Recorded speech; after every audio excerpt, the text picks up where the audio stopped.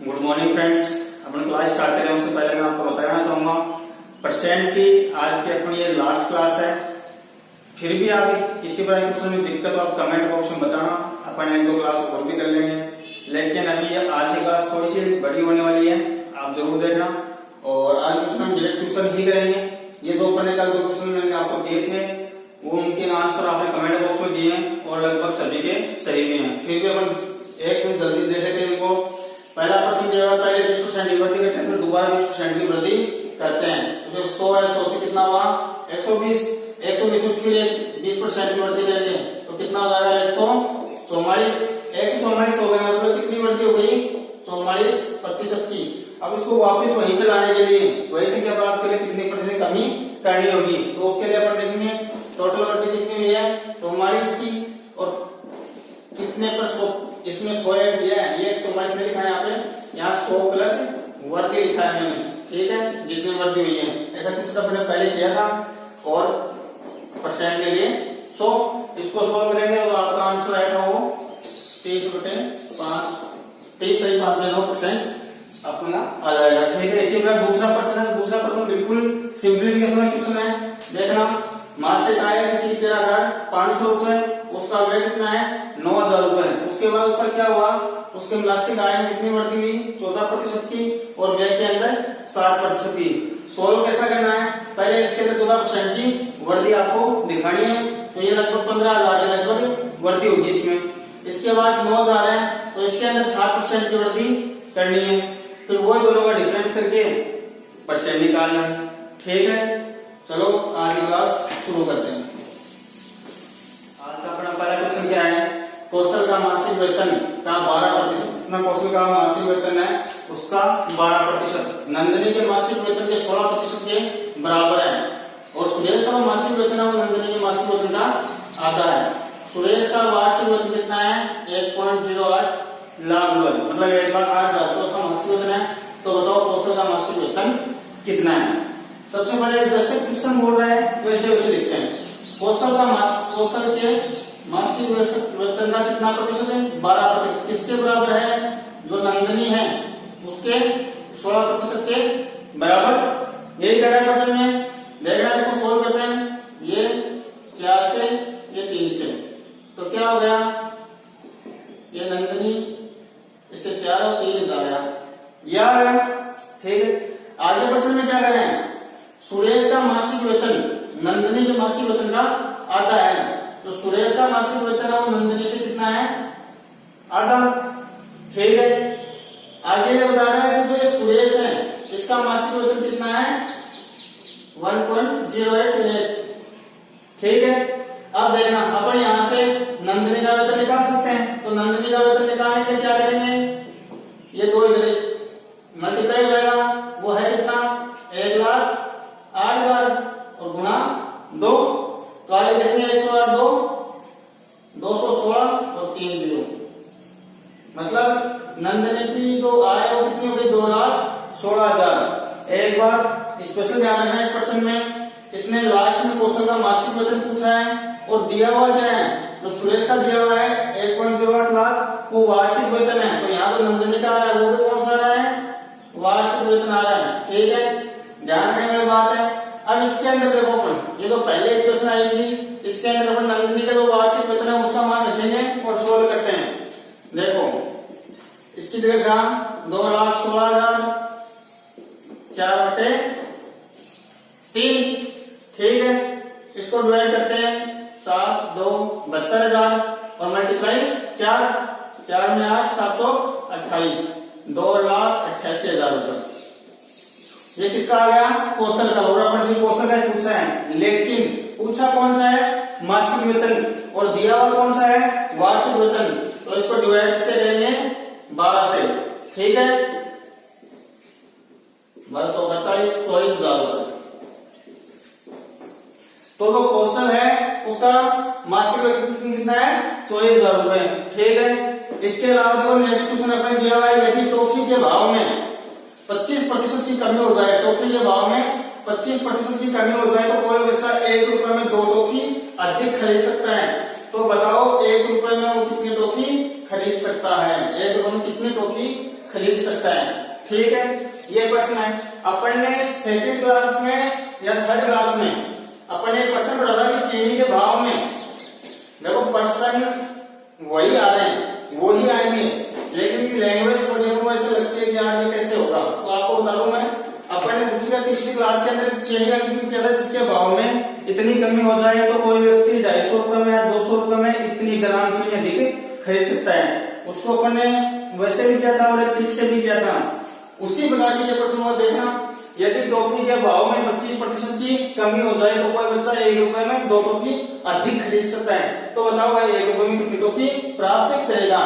देखना कितनी कमी हुई है, 25 की, फिक्स कमी 25 की हुई है, और 100 में 25 की कमी हुई, कितने आएंगे 75। यही अपन ने पहले क्या था वाले प्रश्नों में। इसके अलावा अपन ने वहां क्या था कि इतने रुपए में इतने ग्राम आ रहे हैं। ठीक है, यहाँ क्या आ रहा है 1 रुपए में 2 टॉफी लिख रहा है। 1 रुपए में कितनी टॉफी दिख रहा है 2। अपन ने वहां ग्राम को किलोग्राम में चेंज किया था क्योंकि वो संख्या वैसी थी, लेकिन यहाँ आपको कोई चेंज नहीं करना है। आगे देखना 25 75, तो क्या आया 1/6। इसका मतलब क्या है, इसका मतलब क्या है, वो बच्चा 1 रुपए में कितनी टॉफी खरीद सकता है 6 टॉफी। ठीक है, अपने ये पूछे तो बताओ उसके भाव में कमी होने से पहले वो कितनी टॉफी लाता था। तो पहले था वो 4 कैसे लाता था। आज पर्सन ने कहा कि अब वो 1 रुपए में 2 टॉफी अधिक ले रहा है, 2 टॉफी अधिक ले रहा है, तो इसका मतलब पहले वो कितने ले रहा था 1 रुपए में 4, और अब कितनी ले रहा है 6। ठीक है, नेक्स्ट क्वेश्चन देखते हैं।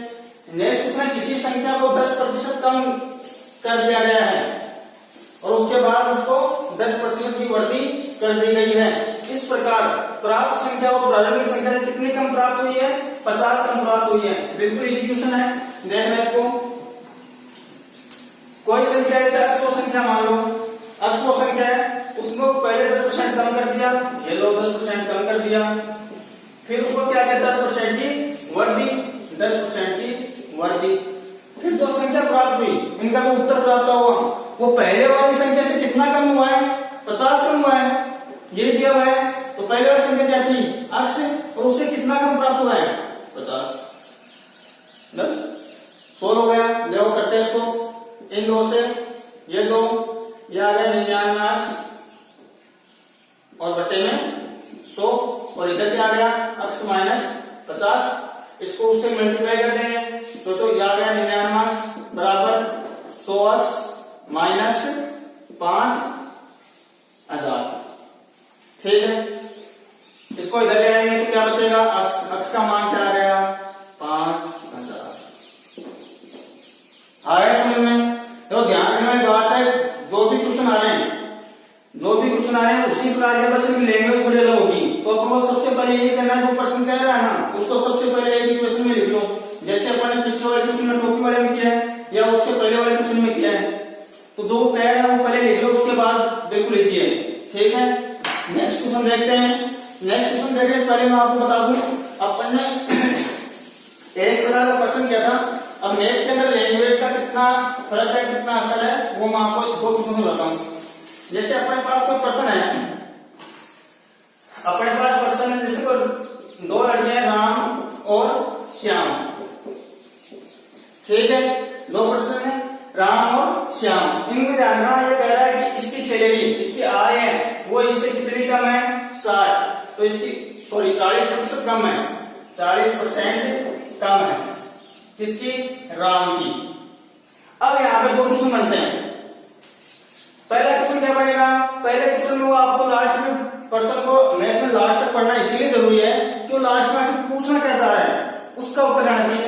जैसे पहला प्रश्न उसने पूछ लिया, प्रश्न ये था कि राम की आय श्याम की आय 40% कम है, तो अपन ने श्याम की 100 मान ली, उसकी कितनी हो गई 60 हो गई। अब आगे देखना, अगर मान लो ये प्रश्न पहला प्रश्न को पूछा तो बताओ राम की आय श्याम की आय से कितना प्रतिशत कम तो दिया हुआ है, अधिक है, तो बताओ श्याम की आय राम की आय से कितना प्रतिशत अधिक है। अगर ऐसा प्रश्न पूछता अधिक है, कितना प्रतिशत अधिक है, तो क्या करना है अपन को, श्याम की आय से कितना, राम की आय से कितना प्रतिशत अधिक है, पूछ किसके बारे में है, श्याम के बारे में। और ये अंतर पूछना है कि इसकी आय कितना प्रतिशत अधिक है, तो कितना दिया रहा है दिखा रहा है, ठीक है। अब ये पूछ किससे रहा है, अपन ने पहले जो क्वेश्चन किया था मैंने आपको बताया, तो ऊपर आएगा वो तो यार ज्ञात, जिसकी ज्ञात करना उसका है या जिसकी पूछ रहा है, और नीचे क्या आता है, जिससे तुलना कर रहे हैं। ये अपन ने किया था सेकंड क्लास में, किया था शायद, देखना कितना अधिक है, 40 अधिक है, किससे, राम से, तो 60 और गुणा। ये तो पहला प्रश्न। अब दूसरा प्रश्न देख सुनना, इसी प्रश्न में राम की आय शाम की आय 40% कम है, तो बताओ श्याम की आय राम की आय का कितना प्रतिशत है, का कितना प्रतिशत है, ये पूछ रहा है। तो ये कितना है, ये 2 नंबर का क्वेश्चन देखना, किसकी पूछ रहा है, श्याम की पूछ रहा है, तो श्याम की कितनी है, 100, श्याम कितनी है, 100, ठीक है, श्याम की है 100। अब पूछ किससे रहा है अपन को, पूछ किससे रहा है, राम से, तो वही है 60 और गुणा 100, इसको सॉल्व करेंगे। अब इसमें अपन ने जो पहले वाला इक्वेशन किया, इसमें क्या पूछा है, कितना प्रतिशत अधिक है, मतलब श्याम की आय है वो राम की आय से कितनी प्रतिशत अधिक है, ये पूछा गया पहले प्रश्न में। अभी दूसरे प्रश्न में ये पूछा गया है कि कितनी है, राम की आय से श्याम की आय कितना प्रतिशत है, कितना प्रतिशत है, ये पूछा गया है, ठीक है। इन दो प्रश्नों की लैंग्वेज में ध्यान रखना, क्योंकि लास्ट में जब पर्सन एंड होता है वहां पे बोलेगा कितना अधिक है या फिर कितनी है, ठीक है। नेक्स्ट क्वेश्चन करते हैं। नेक्स्ट क्वेश्चन देखना, इसमें 605 टॉफी कुछ बच्चों में इस प्रकार बांटी गई है कि प्रत्येक बच्चे को कुल बच्चों की संख्या का 20% जितना होता उतनी टॉफी मिल रही है, तो बताओ प्रत्येक बच्चे को कितनी टॉफी मिलेगी। देखना क्वेश्चन बहुत अच्छा है। 605 टॉफी कुछ बच्चों में इस प्रकार बांटनी है, जैसे मान लो कुल बच्चे कितने हैं, ऐसे इसको देखेंगे, कुल बच्चे अपन मान लो अक्ष है, कुल बच्चे कितने हैं, अक्ष, और प्रत्येक को टॉफी कितनी मिलेगी, कुल बच्चों की संख्या का 20%।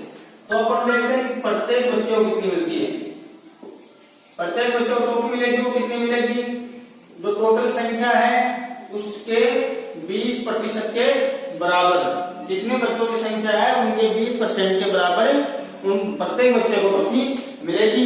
इसको सॉल्व करते हैं, कितना आता है, अक्ष बटे 5, अक्ष बटे 5, ठीक है। अब देखो, अब अपन को करना क्या है, मैं वही बात तो ये टोटल बच्चे हैं, टोटल संख्या यही है बच्चों की, ठीक है, और प्रत्येक बच्चों को कितनी मिल रही है, ये तो 605 टॉफी है वो इसके बराबर है या नहीं, ये देखना। कुल बच्चे मानो 10 हैं, अपने पास टॉफी है 20, प्रत्येक बच्चे को देनी है, अपने पास 10 टॉफी है और अपन ने 2 टॉफी सबको दे दी, अपने पास बच्चे कितने हैं 10, और प्रत्येक बच्चे को 2 टॉफी दे दी, तो अपन बता सकते हैं कितनी टॉफी में 20 टॉफी आएगी अपने पास, क्यों, क्योंकि वो संख्या मतलब कितने को दी है और कितने कितने दिए उनको गुणा करेंगे, तो क्या आएगा अपने पास, टोटल नंबर आ जाएगा। उसी प्रकार इसमें कर रहे हैं अपन, कुल बच्चों की संख्या और प्रत्येक बच्चे को मिली टॉफी की संख्या, इनको मल्टीप्लाई करेंगे तो 605 टॉफी आएंगी जो अपने पास स्टार्टिंग में थी, ठीक है। जिनको वितरित करना है, बांटना है, इसको सॉल्व करेंगे तो अक्ष स्क्वायर और ये 5 हो जाएगा, तो 25 और 30, 3025 अक्ष स्क्वायर का मान। तो अक्ष का मान निकालने के लिए √30 25, ठीक है। इसका अंडर निकालेंगे तो अक्ष का मान आएगा 55, अक्ष का स्क्वायर होता है तो अक्ष का मान कितना है 55। अब 55 आया तो अक्ष अपन ने माना क्या था, कुल बच्चों की संख्या मानी थी अपन ने, कुल बच्चों की संख्या कितनी है 55 आ गई, लेकिन अपन से पूछा गया है कि प्रत्येक बच्चों को टॉफी कितनी मिलेगी, तो प्रत्येक बच्चों को टॉफी कितनी मिलेगी, अक्ष बटे 5, और अपने पास कितना है 55 अक्ष का मान, तो 55 बटे 5 इक्वल टू 11।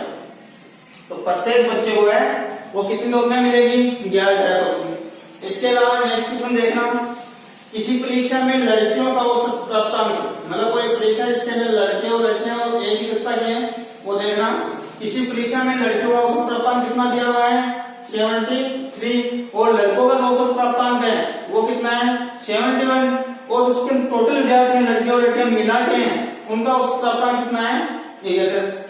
एक बात आपको पता होगी, अपन औसत देखते हैं तो औसत कैसे निकालते हैं अपन, औसत निकालने के लिए नॉर्मल सीधा अपना जो फॉर्मूला वो क्या है, जो टोटल नंबर है, जैसे 500 स्टूडेंट हैं और उनके नंबर आए हैं तो सबके योग करके 5000, तो अपन को उनका औसत निकालना होगा। तो उनके जो नंबरों का योग है उसमें किसका भाग देंगे, उनकी संख्या का, यही तो करते हैं। उसी प्रकार इसमें देखना, किसी परीक्षा में लड़कियों का औसत 73 है, लड़कों का 71 और दोनों का मिला के कितना है 71.8। तो बताओ लड़के और लड़कियों की प्रतिशतता क्या है।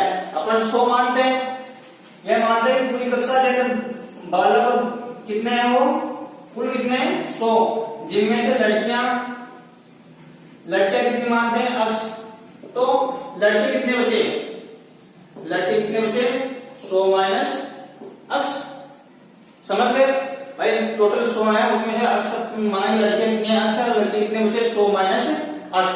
अब देखना एक चीज, लड़कियों का औसत कितना है 73, टोटल लड़कियां कितनी है अक्स, प्राप्तांक ये है तो उसके कुल नंबर आ जाएंगे कि कुल नंबर कितने हैं, प्लस इसी प्रकार लड़कों के औसत प्राप्तांक कितने हैं 71 इंटू 100 माइनस अक्स, ठीक है। अब अपन को टोटल भी दिया है, अपन को टोटल क्या दिया है 71.8, 71.8। अब इसको गुणा किससे करेंगे, अब इसको गुणा किससे करेंगे, अपन इसको गुणा करेंगे 100 से, क्योंकि ये इनका औसत प्राप्तांक है और ये उनकी संख्या है तो कुल नंबर आ जाएगा, ठीक है। इसी प्रकार इसमें किया अपने, ये उनकी प्राप्तांक औसत प्राप्तांक और ये उनकी कुल संख्या, तो ये कुल नंबर आ गया। अब यहाँ देखना अपन ने 71.8 लिया दोनों का, दोनों को लिया 100 से गुणा अपन ने इसलिए किया क्योंकि अपन ने टोटल माने कितने थे 100 माने इसलिए 100 से गुणा किया। अब देखा ये संख्या बराबर कैसे हुई, ये लड़कियों की है, उसी कक्षा के लड़कियों की है, ये उसी कक्षा के लड़कों की है, और ये लड़कियों और लड़कों की मिला के, इसलिए मैंने ऐड कर दिया, उसको इक्वल कर दिया है, ठीक है। इसको सोल्व करते हैं, ये कितना हो गया 73 प्लस ये कितना हो गया 7100 माइनस ये कितना हो गया 71 बराबर ये कितना हो गया 7180, ठीक है। इसको सोल्व करेंगे, इसमें से ये कटेगा तो क्या आएगा 2x, इसको उधर भेजते हैं 7180 माइनस 7100, तो 2x का मान क्या आ गया, 2x का मान क्या आ गया 80, ठीक है। तो x का मान निकालने के लिए 80 में 2 का भाग कितना आएगा 40, ठीक। x का मान, और अपन x किसको मान था लड़कियों, और अपन से पूछा गया है लड़के और लड़कियों की प्रतिशतता का अनुपात, तो देख लो एक 40 है तो दूसरे कितने हो गए 60, ठीक है। ये अपन थे प्रतिशत के पर्सन, इसके अलावा एक छोटा सा पर्सन जिसकी लैंग्वेज थोड़ी अलग आती है वो देखना। एक पर्सन है, कोई चाल पे तो गाड़ी चला रहा है, उसको कहीं जाना है, लेकिन वो आज उसको जल्दी है तो वो ये चाह रहा है कि मैं गाड़ी की स्पीड इतनी बढ़ा लूं, गाड़ी की स्पीड इतनी बढ़ा लूं कि मेरे को वहां पहुंचने में 20% कम समय लगे। जो उसको डेली 2 घंटे लगते थे, अब वो चाह रहा है कि मेरे को 2 घंटे लगेगा, इसलिए 20% समय कम लगना चाहिए। तो ऐसे प्रश्नों में देखना क्या क्वेश्चन है, कोई चालक है वो अपने समय अपनी गाड़ी की स्पीड में कितनी वृद्धि करे ताकि उसको जो लगने वाला समय है उसमें 20% उसको फायदा हो, उसके बाद समय बचा सके। तो देखो ऐसे प्रश्नों के लिए अपने पहले लैंग्वेज को थोड़ी अलग है, लेकिन आंसर वैसे ही करना है। कितनी बचा सकता है वो 20 आंसर है, और कितने में से, जैसे अपन ने 2 दिन पहले जो क्वेश्चन किया था सेम वही है, कितनी कमी, कितने में से 100 में से कमी हुई है, और परसेंट के लिए 100 25%। वो अगर अपनी गाड़ी की स्पीड 25% बढ़ा के चलेगा तो उसको जितना समय डेली लगा था उससे आज उसको 20% कम समय लगेगा, ठीक है। ये थी अपनी आज की क्लास, और प्रतिशत के टॉपिक की ये लास्ट क्लास है। इसके अतिरिक्त भी अगर आपको 1-2 क्लास और लगानी है तो आप कमेंट बॉक्स में बताना। बाकी मेरे स्तर पे शायद अच्छे से अच्छे क्वेश्चन हो चुके हैं, और भी आपको हाई लेवल क्वेश्चन कराने हैं तो आप कमेंट बॉक्स में कर सकते हैं। और अपने वीडियो को ज्यादा से ज्यादा शेयर किया करो ताकि और भी स्टूडेंट अपने वीडियो देखें और उनको थोड़ा फायदा हो, ठीक है।